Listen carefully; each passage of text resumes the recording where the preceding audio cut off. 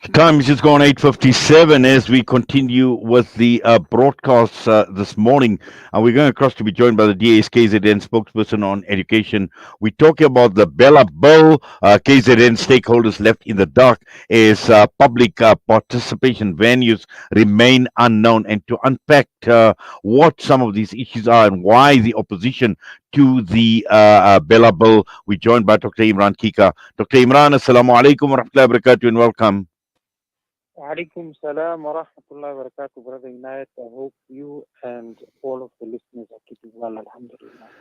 Yes, the Bella Bill is controversial in more ways than one. We've seen that there is a lot of opposition to the Bella Bill, and perhaps we could just unpack some of the reasons behind that, and also I think more importantly in terms of public participation, and this is absolutely important. This is critical to get some feedback from the public, but also when venues remain unknown, it makes it difficult to make submissions.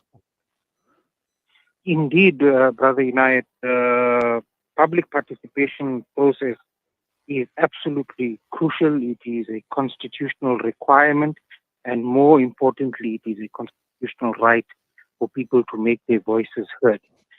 So we're having an issue in KwaZulu-Natal. Initially, the dates were given to the Portfolio Committee on Education.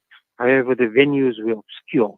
I see that yesterday, since the release of a statement that I made to the public, venues have been identified, although we are still not satisfied that the process is complete because they have clustered districts. So, just to give you an idea, in KwaZulu Natal, there are 12 education districts, and there were various parts of the consultation process. So, first, the National Assembly Portfolio Committee on Education came to do hearings in KwaZulu Natal, and when they came, they visited only 3 districts in the province. Subsequently, the process allows for the National Council of Provinces, including provincial legislatures, to have public hearings. And what happened was the legislature said, or through the education portfolio, they said that we will only be visiting 4 districts. That means if you add the 4 and 3, it's 7, leaving another 5 unattended to, and not giving proper opportunity to those districts to be able to give input. So people who are living in those districts are not able to make proper input. To mitigate this, the legislature said that they will cluster them. So, for example, one of the hearings will involve Amajuba, Utugela, and Umzinyathi. These are 3 huge parts of KwaZulu Natal. And they said they will provide transport and they will provide the logistics. Now, if you look at the vastness of KwaZulu Natal and you look at this idea of theirs, certainly we feel that this entire process is flawed, does not allow for public participation to be adequate, given the long distances that people might have to travel, and that will be discouraged to travel so that they can go and give the input. So this is the problem that we have with the public participation process.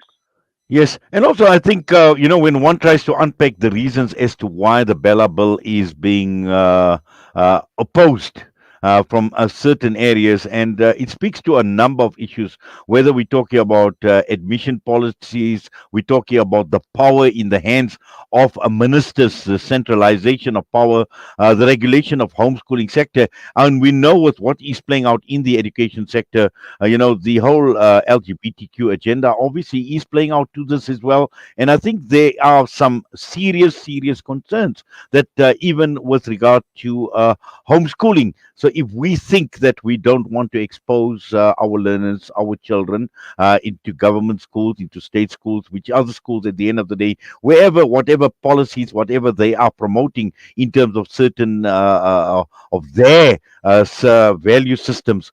At the end of the day, I think this is important that when you have legislation like this being pushed down, it is extremely dangerous.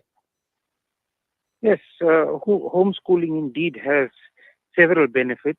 Amongst them that we have considered is, to decant overcrowding in schools. to make it easier for learners to be able to access education where access is poor. And the department has not addressed the concerns of parents with regards to registration of learners, the inspection of premises, and it doesn't address the issues of the very need for homeschooling that parents might think is most important for their children. For example, what you've just mentioned. So that is the one reason.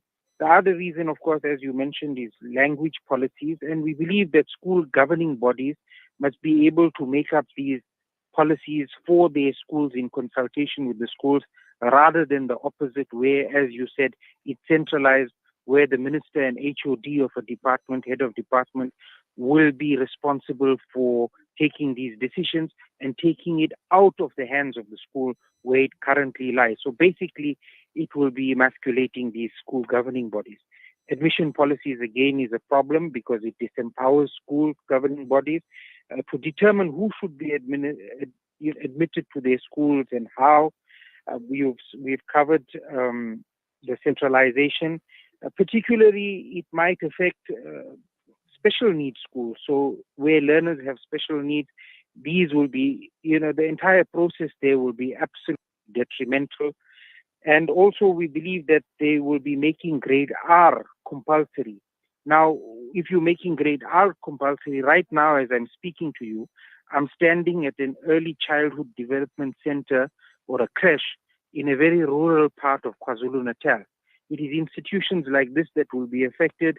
It is the uncertainty that lies with this entire sector, the funding of this sector, and also, of course, parents might not be able to financially or may not be able to afford grade R if you make it compulsory. So all these kinds of uncertainties and engagements have not taken place, and it makes it obviously impossible to then just take something, put it before Parliament and adopt it as a bill without having taken care of and involving proper public participation, listening to the people who the bill will affect and the sector that it will affect most particularly.